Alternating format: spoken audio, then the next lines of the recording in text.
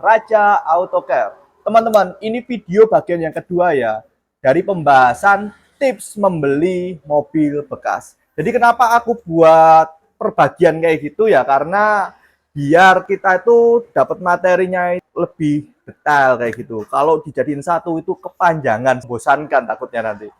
Oke teman-teman, jadi gini ya, untuk bagian yang kedua ini bagian yang krusial, penting banget bagi teman-teman yang mencari tips mau beli mobil bekas kayak gitu. Jangan di skip-skip ya. Jadi pembahasannya seperti apa, terus simak ya video ini sampai selesai. Dan jangan lupa like, komen, dan subscribe.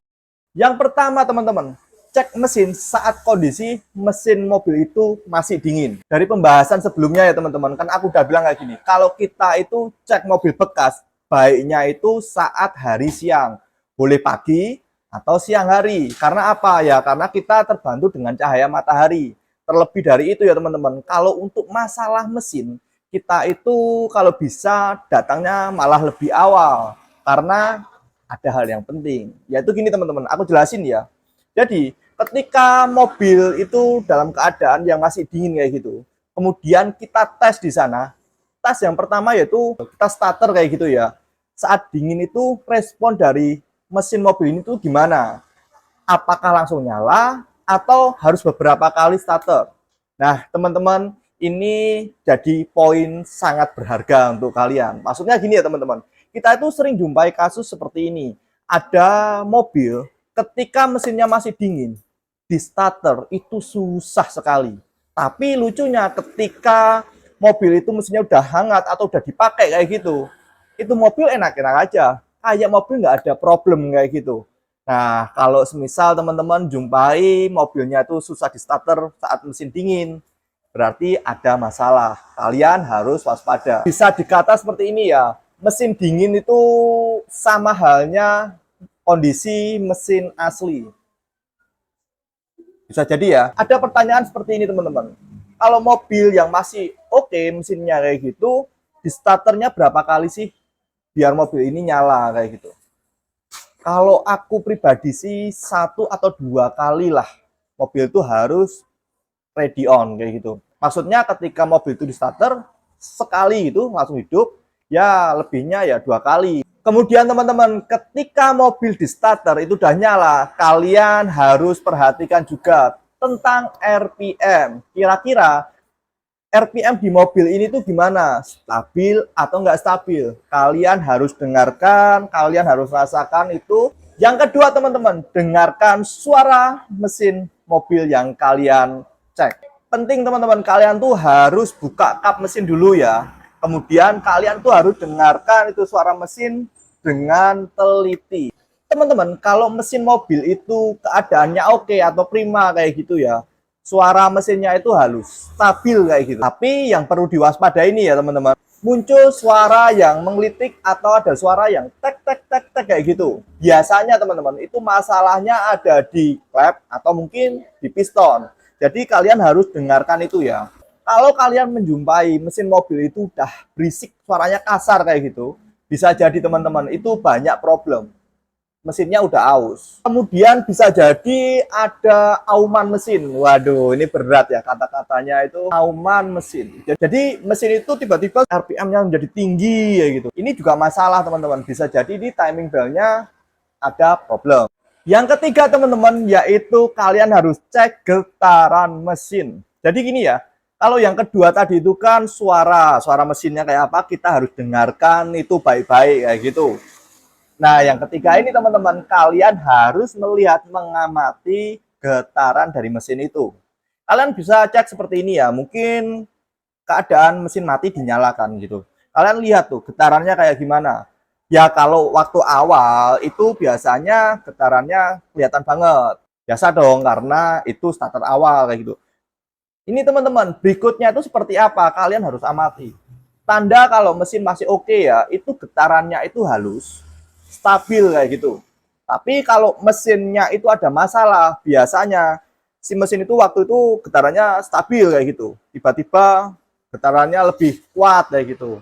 Stabil lagi. Nah, ini perlu diwaspadai teman-teman. Ada pertanyaan seperti ini teman-teman.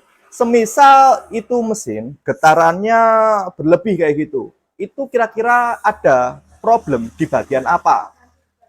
Biasanya sih ya teman-teman, itu problemnya di mounting ya. Biasanya di mounting itu ada masalah. Ya berikutnya dari mesinnya itu sendiri, itu perlu dicek. Yang keempat teman-teman, ini kalian harus minta bantuan ke orang lain sih. Jadi yang keempat ini kita itu harus cek asap knalpot. Jadi kalian bisa minta tolong sama orang lain buat injek gas. Semisal ketika diinjek gas itu nggak ada asap atau hanya ada tipis kayak gitu, ya bisa dikata ini mesinnya masih oke. Kalau terjadi asap putih tebal yang keluar, bisa jadi nih teman-teman ada oli yang masuk di ruang bakar. Berikutnya, bila muncul asap hitam, bisa jadi ya ini ada pembakaran yang nggak sempurna. Dan berikutnya teman-teman, kalau yang muncul itu asapnya warnanya udah kebiru-biruan. Nah ini mesinnya udah aus, ini jangan dipilih deh. Yang kelima teman-teman, yaitu kita harus cek keadaan oli mesin.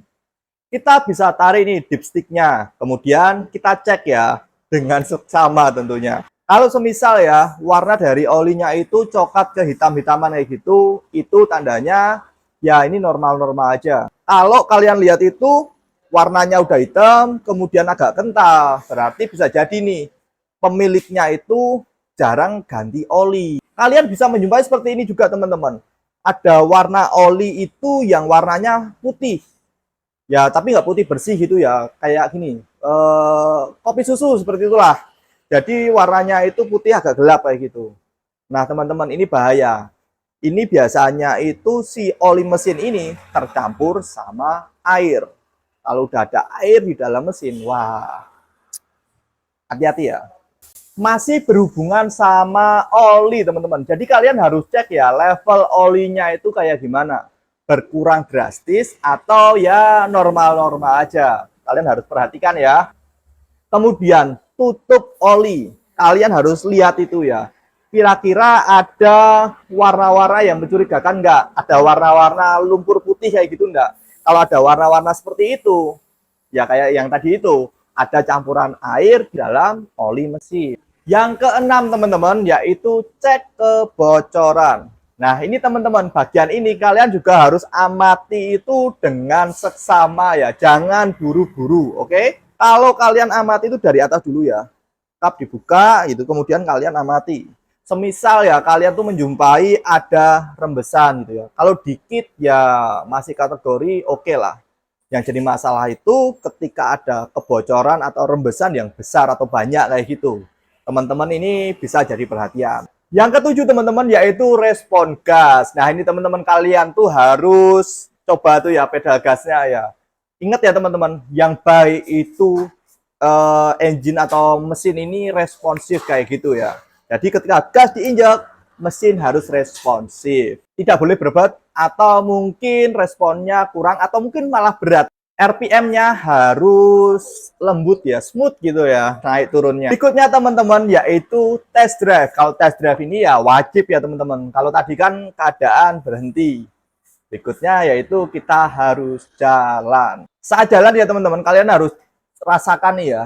Tariannya itu harus smooth, harus enak kayak gitu ya. Jangan sampai itu berebet atau mungkin tariannya malah berat. Kemudian teman-teman saat akselerasi tentunya nggak ada bunyi yang neko-neko seperti itu. Kemudian teman-teman yaitu mesin harus temperaturnya itu ya naiknya itu nggak boleh langsung tiba-tiba naik atau cepat panas kayak gitu. Kalian harus amati itu ya indikatornya. Kemudian ya teman-teman, kalau kalian tuh cek mobil yang versinya manual kayak gitu, kalian ya harus coba tuh persnelingnya kayak gitu. Ada yang selip enggak, ada yang susah atau enggak masuknya gitu. Kalian harus coba ya, jangan buru-buru loh ya pokoknya. Coba satu-satu, satu-satu. Kemudian juga dicoba di kecepatan yang berbeda-beda. Kemudian kalau Matic ya kalian tahu sendirilah gimana tuh respon dari engine itu ketika mungkin keadaan maju, berhenti, atau mungkin waktu mundur seperti itu. Kalian harus cek dan kalian harus rasakan kayak gimana gitu ya teman-teman. Baik itu matic atau manual ya, kalau ada masalah itu biasanya ada hentakan sih. Biasanya kayak gitu, itu udah tanda. Kemudian teman-teman yang ke-9, kalian tuh harus cek indikator di speedometer. Normalnya itu ya teman-teman, menyala itu ketika start, habis itu mati, itu normal. Tapi kalau waktu jalan atau waktu kalian akselerasi, tiba-tiba muncul, nggak mati-mati. Nah, ini berarti ada masalah. Jadi itu ya teman-teman, untuk tips memilih mobil bekas di bagian yang kedua, tepatnya cek di area mesin. Mungkin kalau teman-teman ada tips yang lain gitu, kalian bisa share atau kalian bisa komen ya. Jadi bisa buat referensi teman-teman yang lain mungkin sekarang ini masih bingung kayak gitu. Saya Pedro Prakoso, apapun permasalahan mobil kalian, Raja Auto Care solusinya. See you.